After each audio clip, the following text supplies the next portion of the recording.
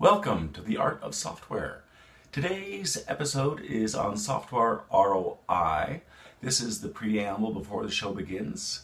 The show should start in about, give or take, 3 minutes. Now, of course, as was the last show, this show is being recorded for a later broadcast. So what you're going to get a chance to see is the live recording effort behind the post-recorded exercise, if you will. So I guess you get to see how the live or how the recording episode all takes place, as well as get the gist of the show and in a live feed format. So that's always fun, and of course you get to see me and quite possibly Paul Twig, who's going to be my guest today.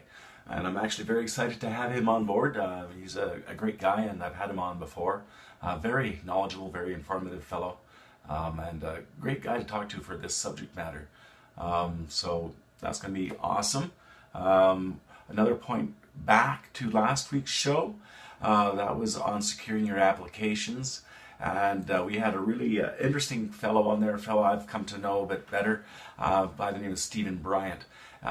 He's intriguing fellow. He's working with this new Minigate patented technology for doing authentication and validation. And looks like Paul's on board, so let me just see if I can get him in here. Add. There we go. Bring them on camera. Try to do that again.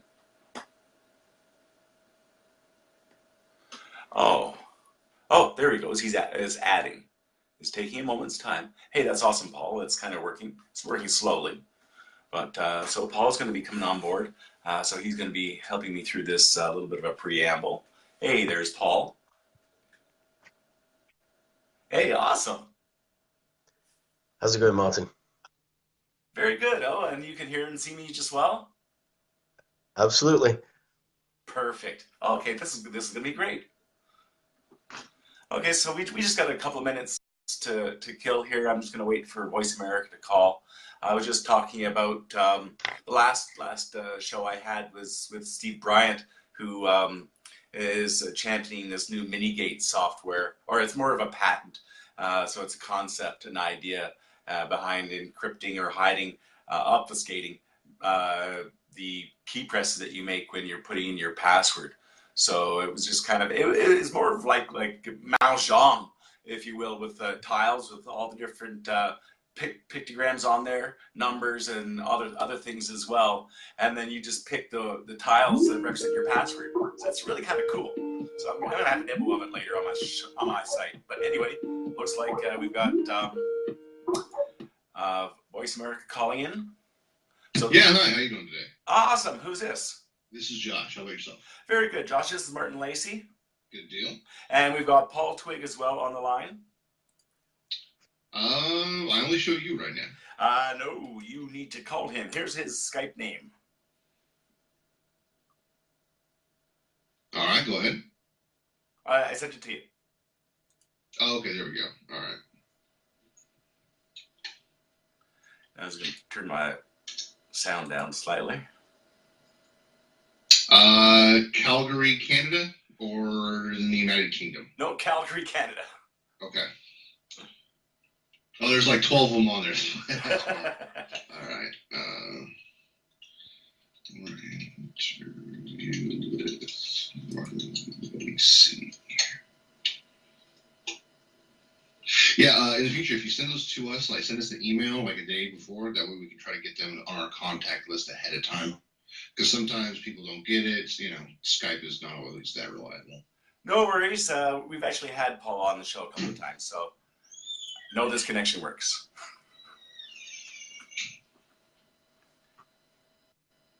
You said you've had him on here before? Yep.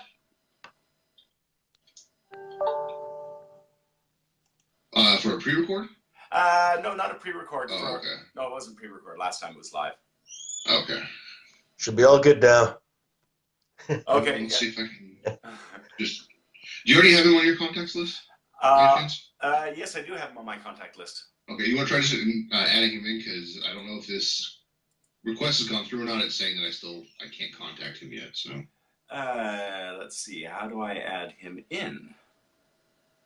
depending on the version of Skype you have, there should even be either be a plus button or a picture Add of like an outline of person. I see. I got it. There we go.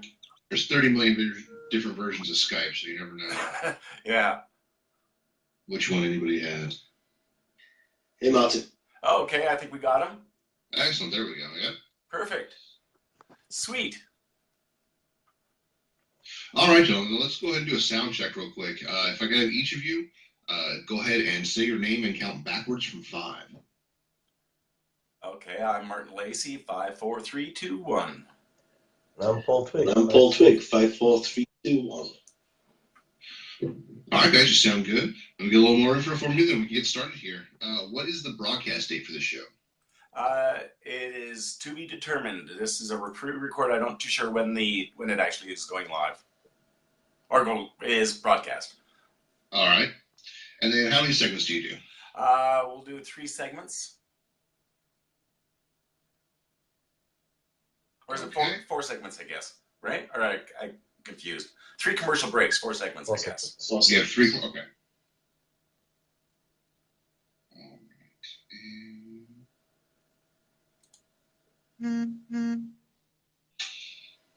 All right. Well, if you gentlemen are ready, we can get started. Okay, let's get going. All right, here we go. Starting in 5, 4, 3. Hi, and welcome back to The Art of Software. I'm Martin Lacey, and I'm here today to have a really interesting show talking with Paul Twig. I'm really pleased to have Paul back on the show. He's the VP of Technology and Innovation for CR Systems. He's a motivational and inspirational leader who is forward-thinking, dynamic, and an experienced security-cleared technology executive who specializes in creating technology strategy to develop creative and innovative cloud architecture and customer-centric services, which are tailored towards increasing efficiency and reducing costs within an organization. Paul, thanks for joining me. It's really good to see you again. Thanks, Martin. It's good to be back. Good to be back. Now, in this week's show, we're going to talk about software ROI, return on investment. And what I'd like to do is talk about or explore the practicalities, realities, and in addition, wishful thinking, engaging the return on investment for software projects. Now, I'd like to look at the impact of the investment in software development itself, from the business side of things all the way to personal development and mentorship. Also look at the various calculation methods, quantitative and qualitative, to look at the short-term and strategic benefits that are brought to bear with adopting software within your business. So just as a backdrop and kind of give us a talking starting point, I wanted to bring forward something that the CEO of GE told his shareholders in 2013, which was, as he spoke with the shareholders, he stated that we believe that every industrial company will become a software company. And then later in 2016, he doubled down when he moved the GE's headquarters from Fairfield, Connecticut, to Boston, hoping to gather a larger swath of higher class talent in the software profession. So you can see this is really a key backdrop for software, or for companies learning to move their business and jump ahead of the game. So Paul, you're keenly involved in helping companies get a technical advantage or a strategic advantage. How much does the software come into play when you talk about helping them, get over that hump or make it to the next level? That's a great question. I think even today it's accelerated, right? So we go back again 10 years, and software was very much a speciality. Software house. You look now, and every organization is doing it. Why? Because IoT's out there, right? And I think almost Yeah. every conversation that I am involved in now is, how do I get IoT? I had a CIO of a large energy organization, one of the largest in Canada, actually, tell me just a couple of weeks ago. She said, teach me how to implement cheap and cheerful IoT, right? Because she's like, I know we can do it. We just need to understand what it is. They need to become a software development company to be able to implement cheap and cheerful IoT. Yes, and is it just the IoT that you're seeing this, companies being pulled in? I know that just the immense amount of data, which is, I find I drool over when we talk about IoT, and any of these connected devices, just the volume of data that you can analyze and make intelligent observations, and then forward think what that could mean to people. It's just a sea of abundance right now. I think as a CIO in an organization, data is going to be a number one story 2018, 2019, 2020. The IoT is driving that, cloud is driving that. A lot of these innovation projects are really driving that. But data is the story. And really, what's the question? The question is, I got all this data. What do I do with it? I was on a call this morning, and the guys were telling me 200 terabytes of data, and I need to analyze it. Well, what's it doing right now? It's just sitting there doing nothing. And so, you look at all that knowledge that's in that data that we can start predicting from, and it's a brand new business line for this organization.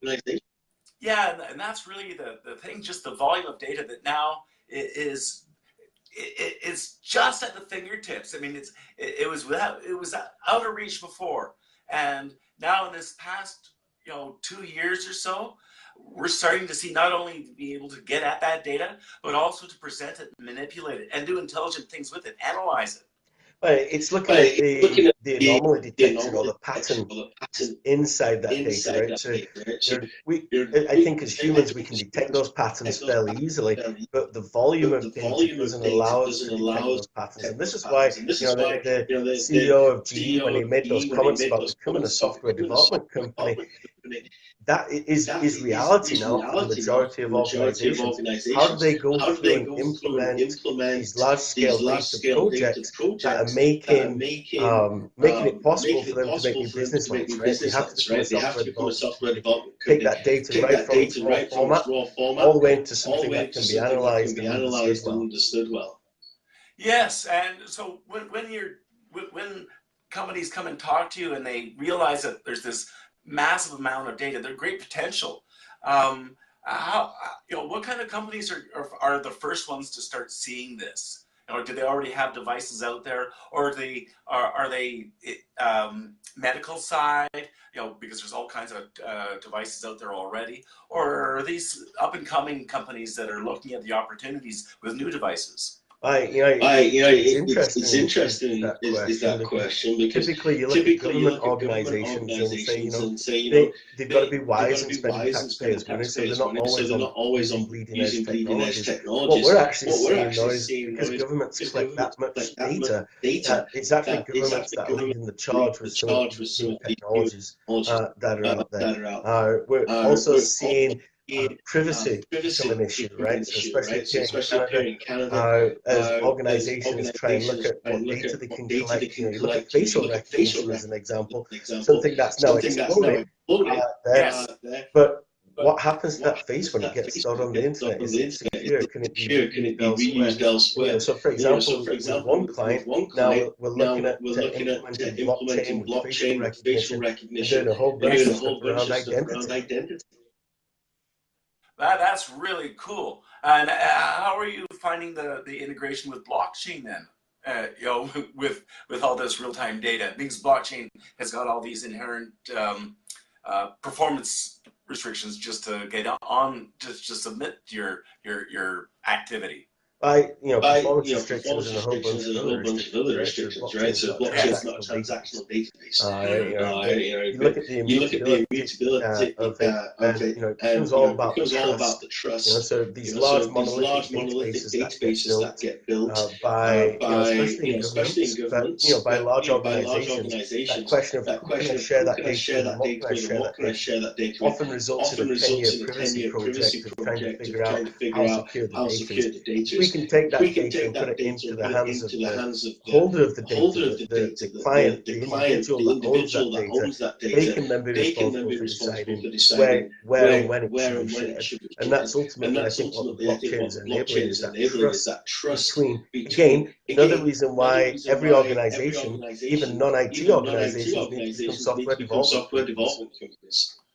Yes, that's an absolutely very cool marriage of getting the blockchain in there for, you know, the security aspect of it, and, you know, now today where everyone wants to control their own data, and empowering people to have that ability to control that data at not just the, you know, the Facebook level, who my ID is, and, you know, a few page clicks, but actually get deeper in that and get into your medical records and things of that nature, so that you could actually be in control of the doctors, the medical community who have access to your you know, X-rays and MRIs and so forth. Yeah, exactly. Who do I trust with my data? How long? How safe is my data? Right? If I'm walking around with my own personal health data on my phone, but I lose my phone, is that data still safe? You know, there's potentially information that shouldn't be shared with other parties. You know, is it easy enough to understand for me to know how to share that information? You know, you look with the recent exposure of certain social media sites of how they've collected data on people and then exposed it and shared it with other organizations. Yet users have agreed to it, but not really understood what they're agreeing to. Right? And so these are some of the concerns that they have to get over. Yeah, and it kind of falls back, or has a history behind it too, you know, to software agreements and accepting software licenses.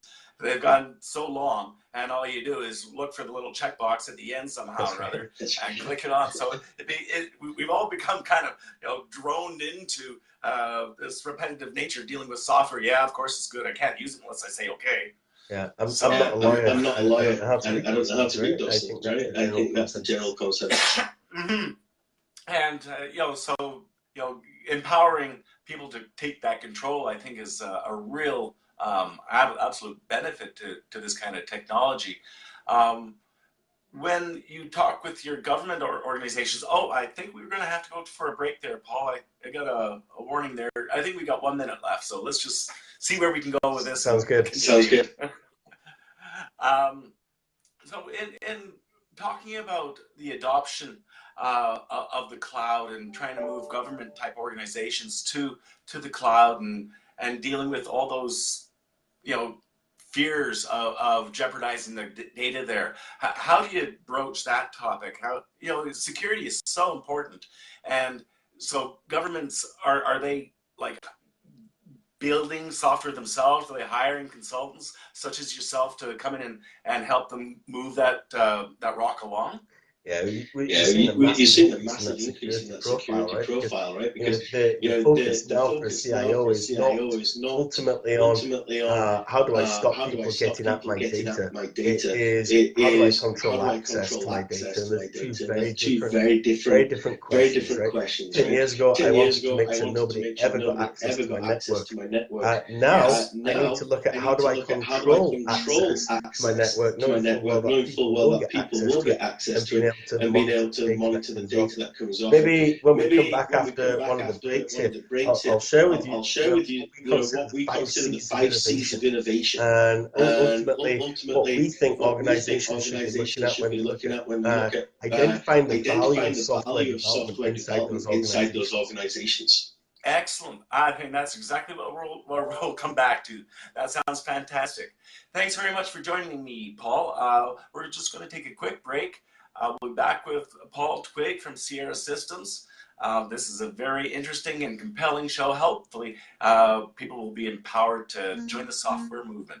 Thanks, Paul. We'll be right back. Thanks, Martin. All right, you're clear. Okay, so how long do we break when we're doing recordings? It just depends on how long it takes the computer to save it. Okay. Oh, perfect. Okay. If you need a minute or two, go for it. It usually takes a couple minutes for the first one, and then after that, it's pretty quick. No, as you're ready, I think Paul and I are on a bit of a roll, so that sounds good. Things are going easy. Ah, that's the way I like it. Monday all over again. Is it Monday? Is it Monday already? Yeah, I know. Well, hey. I keep on looking down at my Fitbit because I got a new one for my birthday over the weekend. So it's like reminding me I have to get up and exercise. Does that mean you set counter reset and everything like that, or did it transfer over? It transfers over to my phone automatically. Perfect. So it's really cool. One of the new ones. What is it called here? The Versa, Fitbit Versa.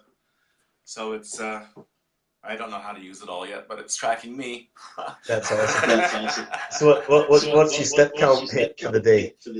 So far I'm at 2796. And what's your goal? I don't know. Whatever you get to, right? Well, I broke my leg, or I had an operation on my leg last year. So All right, gentlemen, you ready? Oh, sure. Okay.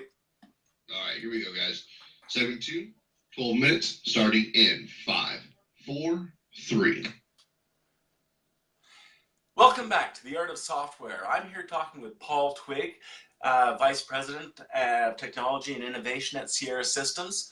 We're going over the return on investment for software development, basically talking about how you can not necessarily sell, but demonstrate the value of bringing software projects in-house, turning your business into something that understands and appreciates the software process and can take advantage of the market that's emerging, all the data, all the possibility, all the potential. And Paul is deep into that, and he's helping businesses achieve, and governments achieve their data realizations. And so I want to get right back into where we left off just before the break, Paul, and you're going to bring us up to date with what Sierra System calls the 5 C's. Yeah, 5 C's of innovation. So ultimately, and I think you relate these to software development, right? Should I code? Should I go buy a COTS product? Should I go out to a consulting company and just have somebody else develop that? Ultimately, it all comes back down to value or return on investment. Right? That's where this lives. So we look at these 5 C's. We advise our clients to look at each of these C's and say, make sure you've got a story around them, because each of these ultimately represent what the total value of that software is. So most people, when they look at return on investment, ultimately look at how much it costs to create a project, how much are we going to save from other costs after we've created that product or that project, and that becomes a return on investment. They miss all sorts of things when they start to look at that, right? A lot of the soft values. So here are the 5 C's, right? First one is compute. Right, so the ability to be able to create calculations, to compute values there. Why? Well, it costs an awful lot of money to put a SAM in an organization, as an example, hundreds of thousands of dollars. So you've got to look at the compute. You've got to look at capacity, right? Going back to my comment earlier on, a couple of hundred terabytes, can I do it? Well, if that's a one-year procurement process, that's now 500 terabytes. It's not 200. How are we planning for that? And IT admin do a great job of making sure they've always got 90% capacity available. That's a lot of money sat down and wasted. Right? We look at creativity. So the 3rd C is all about creativity there, because we realize when we're designing software now, we're designing software actually for 5 years from now. It's not for now. Right. The next one is our connectivity. So we're being shown more and more now that connectivity is a bigger and bigger issue because we have devices all over the place that are looking at data, and there might not be large connectivity in those areas, yet we need to address that particular scenario. So things like, do we have solar panels, do we have batteries on devices to be able to send that data in? And then finally look at cost. So just to review, so we've got compute, capacity, creativity, connect, and cost. And you put those 5 together, and all of a sudden you have a really strong story around the value proposition of that software development that you're going to create. And you can see where you're actually going to get that return on investment.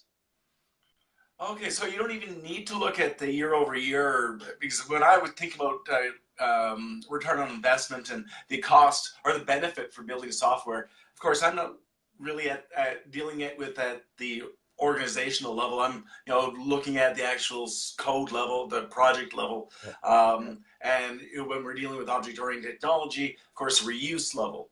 And the ability to benefit from building once or building libraries and making use of the multiple projects over multiple years.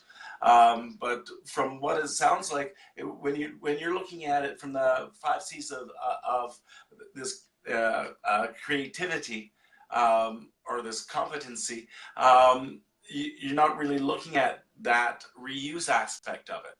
Is that true, or is that kind of buried in this? I think it's buried in it, right? So there's almost a running joke among software architects a little bit that we design all of these object-oriented type worlds for reuse, but then we haven't actually reused anything because everything gets architected with so much complexity. Every software package is different, and then we copy and paste it and reuse it that way. So I think reusability is massive, right? So you take a look at capacity as an example. How do we get reusability across all of our applications in that capacity piece? That's where the reusability lies. But I think if you focus wholly on reusability, you don't really see that big picture that comes up to the top, and then you don't have the enterprise picture, and that's really where the true ROI is.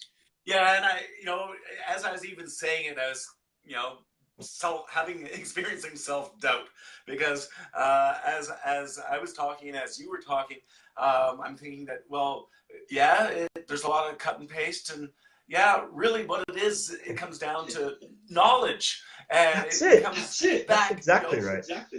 It's experience, and you've got the mentorship, you've got the passed on knowledge, and you look at old code, and it doesn't even have to be 6 weeks old. You look at old code, and you go, wow, okay, well, that's okay. It's good. It works really well. But if you spent another hour or two at it, you might find something you could tweak or a way to refactor it. There's always ways to try and improve it given time. So when you have a chance to look at your past efforts, there's an opportunity to improve. So it's not so much just the using the libraries and reusing that code. It's that experience and that knowledge that you're bringing forward. Yeah, that's massive, right? I think when you look at reusability and you look at that return on investment, knowledge is the only thing that ultimately gets reused in software projects effectively. And so you go back to that original statement that you made at the beginning. Should companies become a software development company? Well, the problem with going out to consultancy all the time is that you don't develop that repeatability because it's the consultancy that have the knowledge. You might own the IP, but the consultancy, those consultants have the knowledge. That's why at CR Systems we deal with it. We try and keep an 80-20 divide between full-time employees and subcontractors. 80% being full-time employees, because that's where our knowledge is. The best part of Sierra is not the logo, it's the people that work for Sierra. Absolutely, and that's really the beauty of this movement, if you will. It is the knowledge worker. Everyone becomes empowered by their own knowledge, and that really is their benefit. What they bring to the table is themselves. Yeah. Absolutely. There may be a low level though that I would bring up there from a repeatability perspective, and that's the deployment strategy. Yeah, and this is something that we focused on a few years ago at Sierra across our different streams, and something that has just saved our bacon. That's the right way to put it. Multiple times. Deployment strategies are often afterthoughts, but our approach is deployment strategy first, and then we understand the solution architecture, and everything else follows afterwards. And deployment strategy is something that can be reused time and time again. Return on investment is massive with the deployment strategy. Think about taking it from dev test to prod to UAT. Now take it out and expand it out in our experience across 5, 6, 10, 20 clients out there across 3, 4, 5 environments. environments. Think of how much human error is there with these manual deployment events that occur. If you can come up with an effective deployment strategy for an application, you get some real return on investment just there. I couldn't agree with you more, Paul. I mean, you've seen so many things go sideways when you spend so much time and effort making a high quality product for it to go sideways at deployment. You know, you're left to trying to automate as much as you possibly can with scripts, and even so, you know, you make mistakes when you're at scale, when you're doing it over hundreds of machines or, you know, tens of environments. So, you know, that's where we're, you know, the cool things like Docker and other containerization type of technologies are coming into play. Are you seeing that those kind of decisions now being more forefront in building up the idea or the proposal for a software project?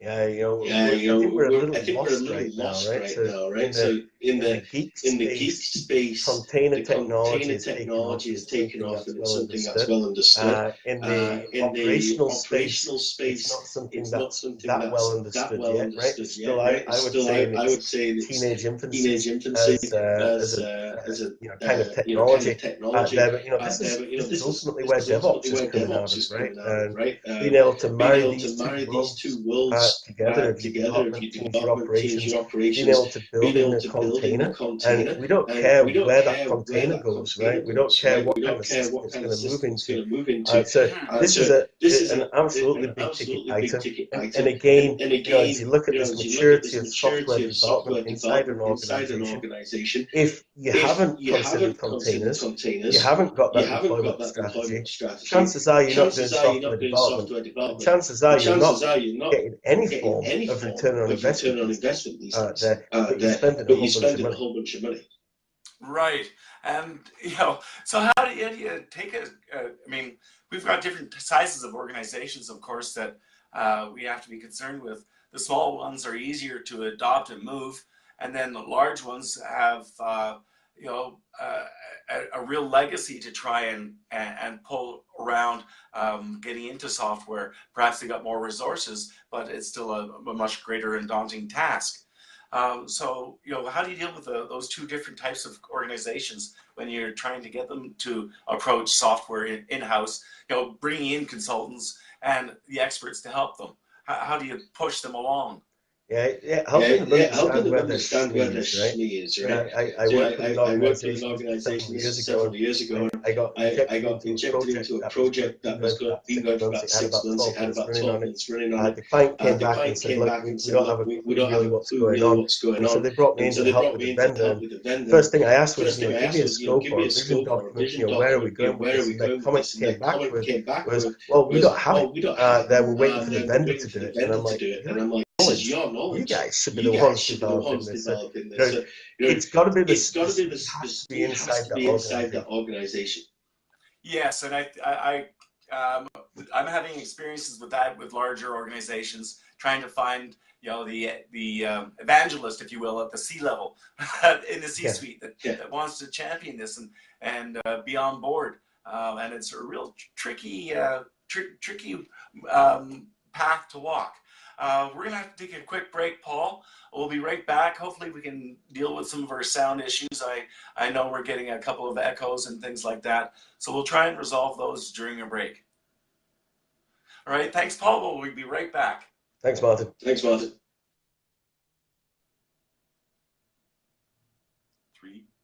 1. All right, I'm not hearing any echo or anything on this end. Okay, that's good. That's fine. That's probably just the Facebook feed. I'm doing a live feed as well. Yeah. So I'm trying to. Oh, you are. Okay. Yeah, it's going through Facebook. I don't know how to turn it off on my side. I'm trying to find the. I would just close the Facebook window on your side.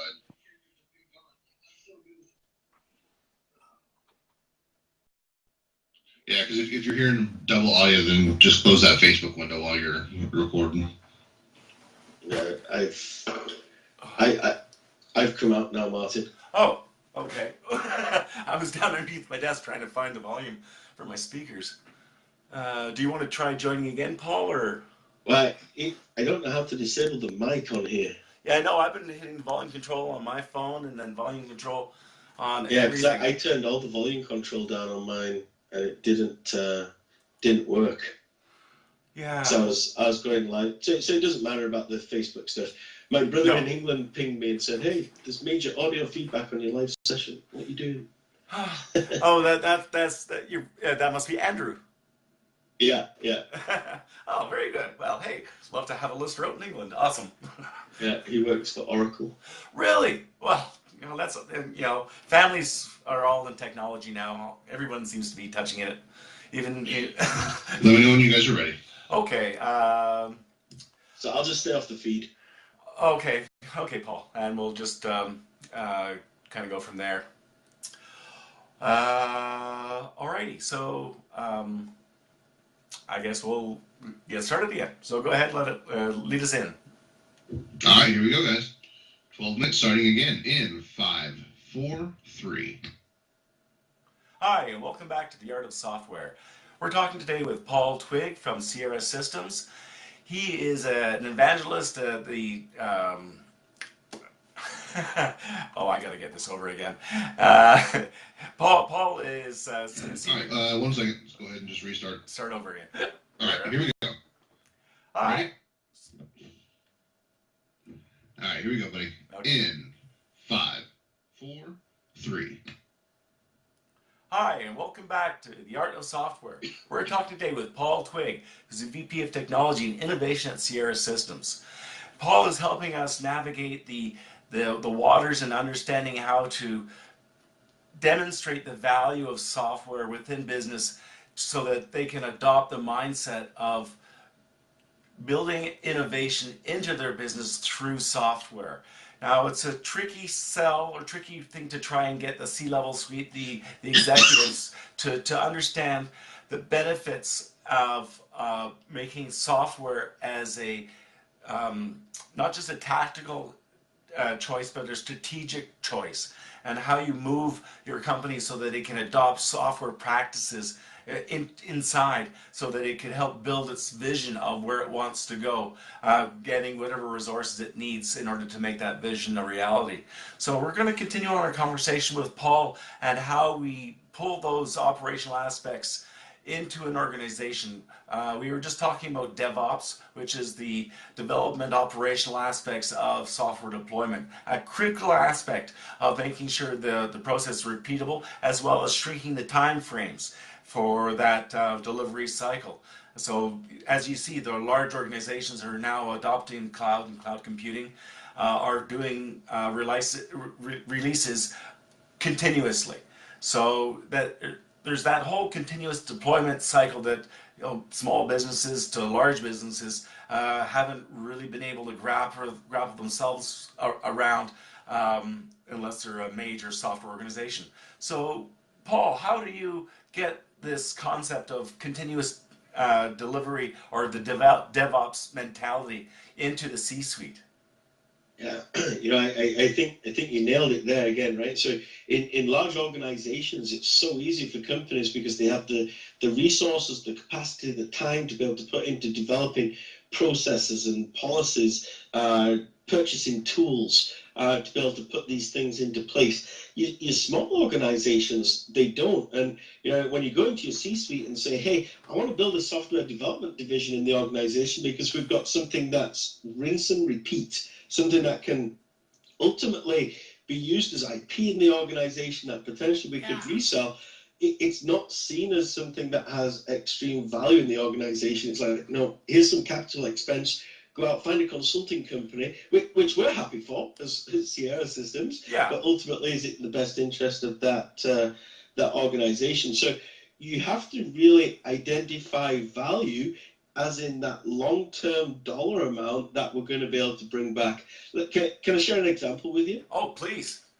So, recently we've been looking at Sierra Systems, how do we do innovation, right? And we're a consulting company. We don't have a research and development budget, just like most of the consulting companies. It's a very simple business. We have consultants who bill out to our clients. Yet we have a lot of knowledge, and we talked about that in the last segment, right? Yes. So we looked at this and said, how can we capture that knowledge and potentially reuse that knowledge, be able to build IP with that knowledge there.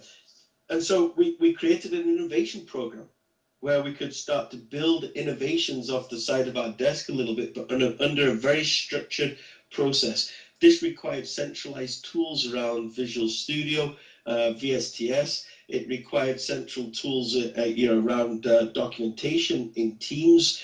It required demo environments that we could deploy quickly to, that we had admin permissions in. So we had to set up all of this infrastructure, and now we have these innovation projects spinning out of Sierra like almost every other month, which is pretty cool. I love it.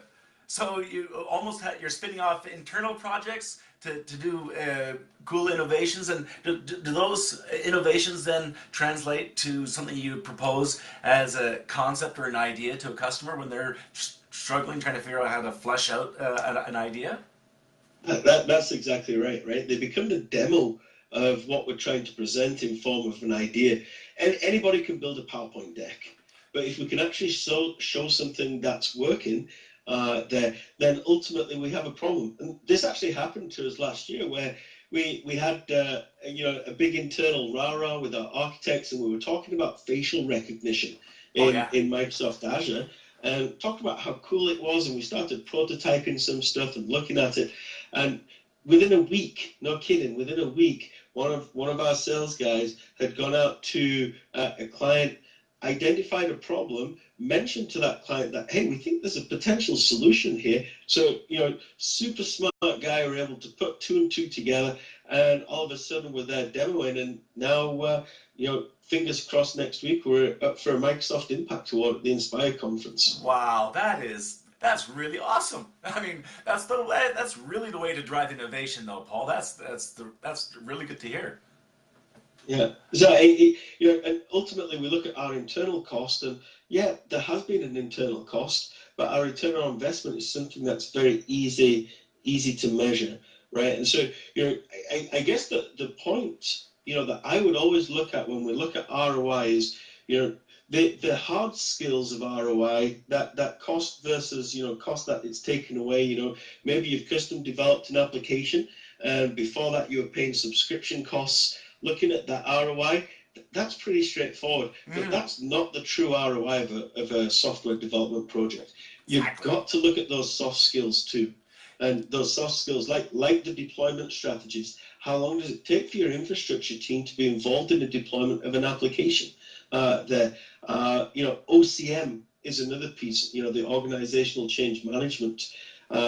User experience is another piece. Yes. How valuable are your users to your organization? You've got to answer that with software development.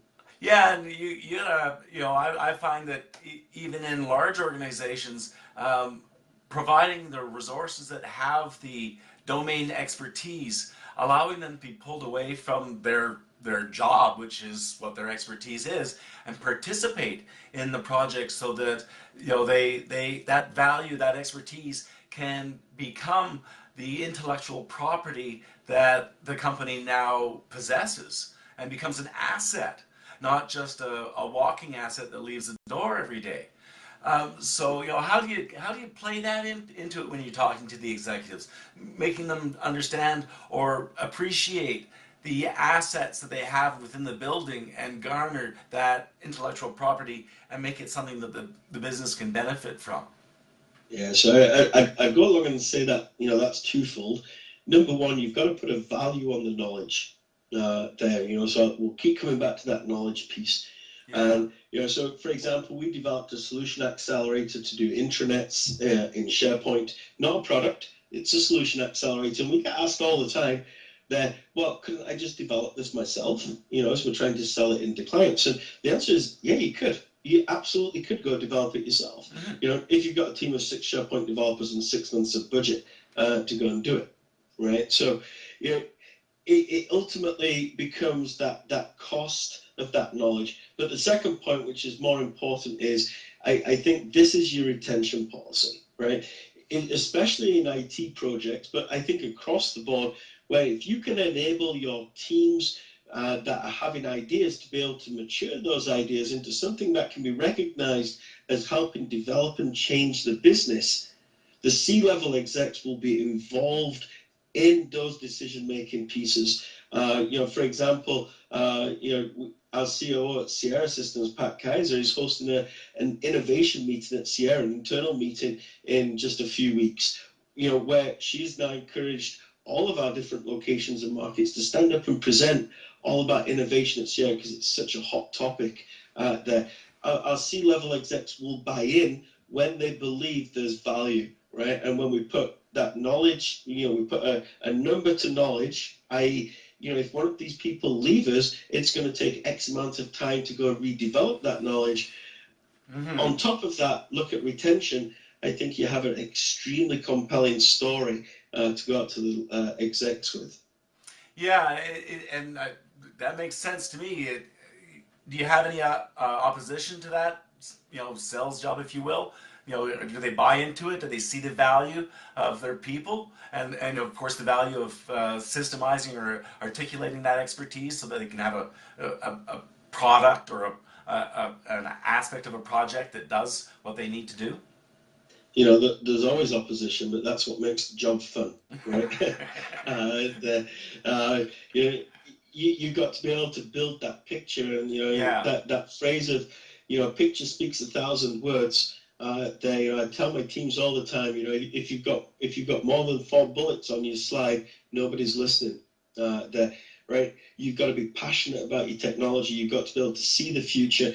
You've got to be able to understand the risks, right? So when you articulate success, you've also got to be able to articulate failure. And that's what we've done with our innovation program. Ultimately, it's that think fast, fail fast motto, right? And that's the motto we put over it. We're not scared to fail. Right. We're not scared to pull the plug, right? And I think the C-level execs, when they see that, they feel a lot more comfortable in that we're not just going to burn large amounts of dollars. As an example, a large organization here in Alberta, where I'm based, actually recently pulled the plug on the whole innovation team and reorged there because they saw a whole bunch of dollar burn and not a whole bunch of value coming out of it. Right. So, it's more of just being agile, I guess, if you will, right at the business level, being able to recognize that things aren't going according to plan, and being able to take a moment and accept that just need to re-architect your vision, I suppose. Well, some of our biggest learning points come out of the biggest failures that we've had. Now, should we fail on an enterprise project implementation? No, because we should be using experience to succeed there, because there's no room for failure. But when we're looking at innovations, when we're looking at that journey of getting there, it's okay to fail, but we've got to be able to make sure we learn the lessons from that failure. Excellent point. Excellent point, Paul. Thank you very much, Paul, for bringing this knowledge to bear. We're going to take one last break, and we'll come right back with Paul Twigg from Sierra Systems, helping us understand what it takes to get adoption of the software process and practice within your business. Thanks, Paul. We'll be right back. Thanks, Martin. All right, you're clear. Okay. And I think we just got one last 10-minute session, I think. Sounds good. Okay, so... I think I only coughed in the mic once. I apologize. I didn't hit my mute button quick enough. I'm like, no. Yeah, I've done that before. Or worse, hit the mute button and forgot to take it off again. Yeah, that's right. All right, gentlemen, if you're ready, we can get started. Okay, ready to go. All right, here we go. 9 minutes, starting in 5, 4, 3. Hi, and welcome back to the Art of Software. Today we're talking about the return on investment for software projects and trying to get businesses on the bandwagon for adopting software in-house, making their business more innovative, making their businesses more profitable in turn, and how to go about that process. We're talking with Paul Twig today from Sierra Systems. We're just talking about the continuous improvement cycle, how we get the C-level suite to buy in and demonstrate the true benefit and value of the intellectual property that building software provides.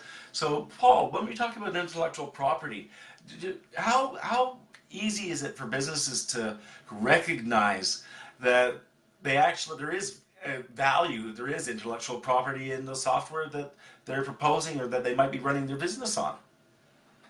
So many businesses, this is all what they make money on, right? I think Microsoft there with their own Windows Phone, that almost an epic failure as a piece of hardware, but through their IP actually made more money from other vendors rather than they did from their own sales on that phone. So IP becomes everything, but you've got to think about IP at the beginning of the project, right? So is it something that does have rinse and repeat, something that can be applied to the industry, something that can be applied throughout the organization? And I think a lot of software developers, we go through the ranks, right? That junior rank to we think we're an advanced software developer, architect. Then I think when we start off, it's all about just let's solve the problem in front of us. We've got a problem. Let's write a line of code, and we'll go solve that problem, and it works perfectly fine. But what those developers miss is once that product goes live, there's a dependency on that product now that requires you to potentially make changes, and it's there where you start to see that return on investment or lack of, because all of a sudden it costs hundreds, thousands, or tens of thousands of dollars to start replacing lines of code in an application. Right. So, you really have to be forward thinking in how you're going to be applying your technology or your software to your business. You got to see ahead, right? You got to see what the end game is, right? If you're building this enterprise scalable software that can never go down, make sure you build into that piece of software enough auditing, enough logging, enough capability so that you can do updates without any changes happening. That's what we're seeing now with the SaaS-based cloud technologies, right? You wake up the next morning and there's a new update there, and it hasn't disrupted, hopefully, fingers crossed, hasn't disrupted the organization. And that's the only way that they can do it. Can you imagine Microsoft sending out an email that says, oh, FYI, we're going down Friday and we'll be back up Monday with Office 365. Hope that's okay with everybody. Yeah, it just doesn't happen. And it can't happen, right? They'd lose business overnight if they tried that. And even in some of the organizations I'm working with, we're dealing with industrial applications, and it's on the plant floor, and some of this information that's trending out from plant floors are going to other divisions, and that's being used to gauge orders and in a Kanban type of structure, project what needs to be pulled from the next part of the factory process. So this stuff just can't go down. And it's building that resilience into the software systems and the connectivity between the interorganizational dependencies, and how you keep that whole ship moving and flowing going forward. There's an immense amount of moving wheels, if you will, gears to keep the whole thing flowing. So when it comes to building the applications, you have to have that level of resilience and sophistication, if you will, of the application so that it can be deployed in packages, in your containerized environments, and then rolled out or rolled back if there's a problem in a large-scale enterprise. Yeah, and I would say there's plenty of decision makers in organizations, small and large, that are scared to stand by decisions that they're making. And these decisions ultimately, maybe because they don't have the background or the hindsight to be making those decisions, but ultimately it's these decisions that define how this software product will work. You see in organizations all the time these penny pinching IT kind of thought processes where let's just add a band-aid, but we're working with one organization right now in the not-for-profit sector, and the IT director extremely strategic and works extremely well, and identified a $2 million ROI by spending several $100,000 on new software. Right, and that's what's tough for people to understand is sometimes if you actually have to spend money to be able to save money later on. Why? Because you get newer tools, you get more automation, and you're able to actually do things a lot faster with a lot more insights into your data. Yeah, it seems to be almost why do I have to make this argument? It's like, why should you maintain your hotel? It looks great right now. Well, it's moving forward in the future, and think forward. And that's the I think the big challenge is trying to get the understanding of the long-term value of adopting software as a practice internally, and how that could even translate to helping the organization be more agile. Yeah, I come back to that thought earlier about organizational change management.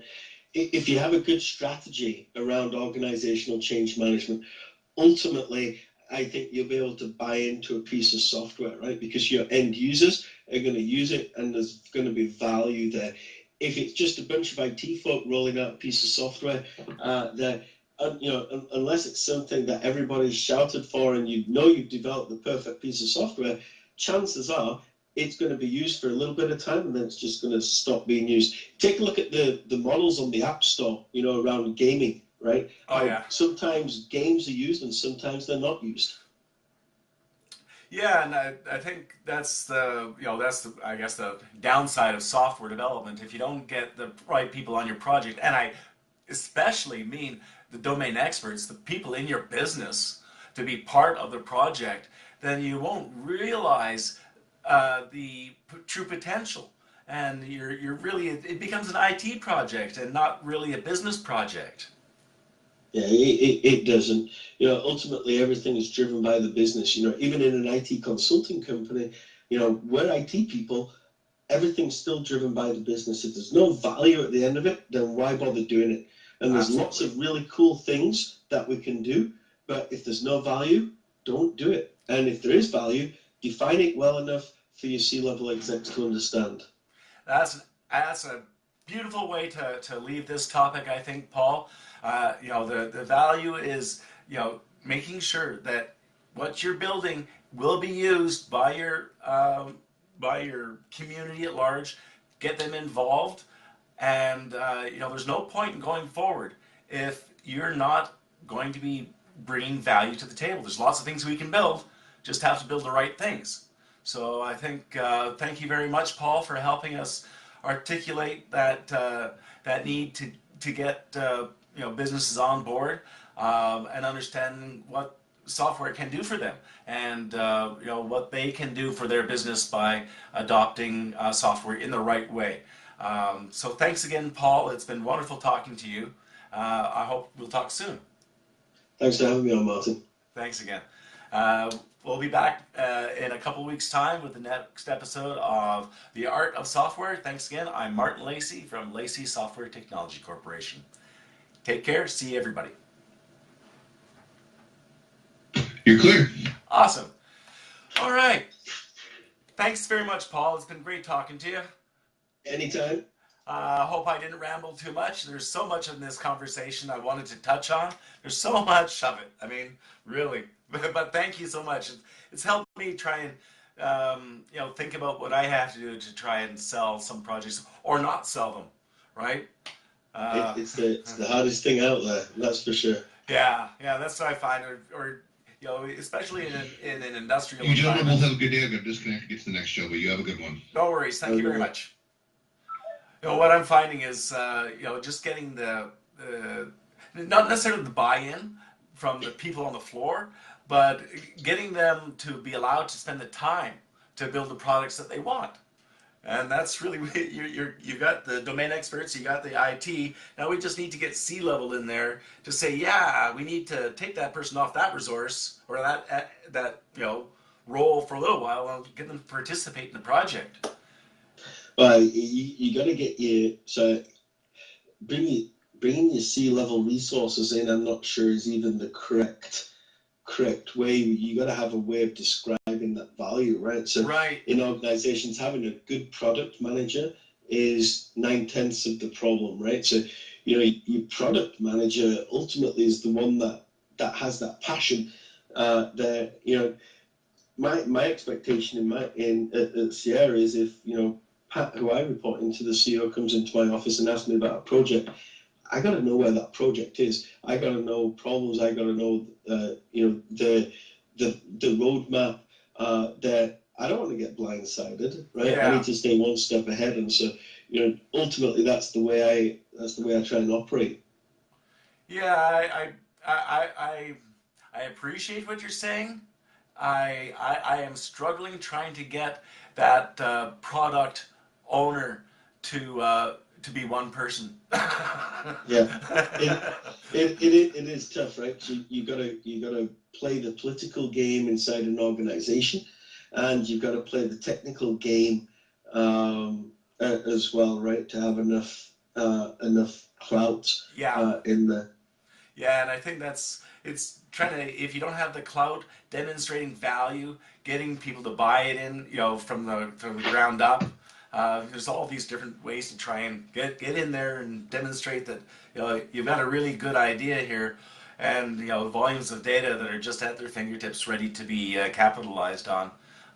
It's just like so much potential. It's just Money's the issue, right? It becomes a priority of finances. and Like that's organizations, they want to spend $10 million on deployment strategies, for deploying Office, instead of deploying Office 365 and not having to ever deploy again. I mean, it's crazy. yeah. Yeah, and I think you're right. The bottom line is finance, is getting them to understand that, you know, if you spend $100,000 or $200,000 today, it'll might be that it'll generate revenue or save you that much in, you know, a couple of years' time. But it's the multi-year projects, I think, that are a really tough sell. Yeah, no, absolutely. All right, well, Paul, I'll let you get back to work, and I'll get back to my day. Appreciate it. Thanks again, Paul. It's been wonderful having you on board. Yeah. Let me know when this thing goes live. I will. Okay, have a good one, man. You too. Talk to you soon. Yeah, bye. Bye now. See you later, everybody. Nice talking to you. Oh, okay. How do I hit this thing? Okay. See you later, Flair. If I could hit this button, I would. Not hidden. Not hidden. Oh, what's wrong with this silly thing?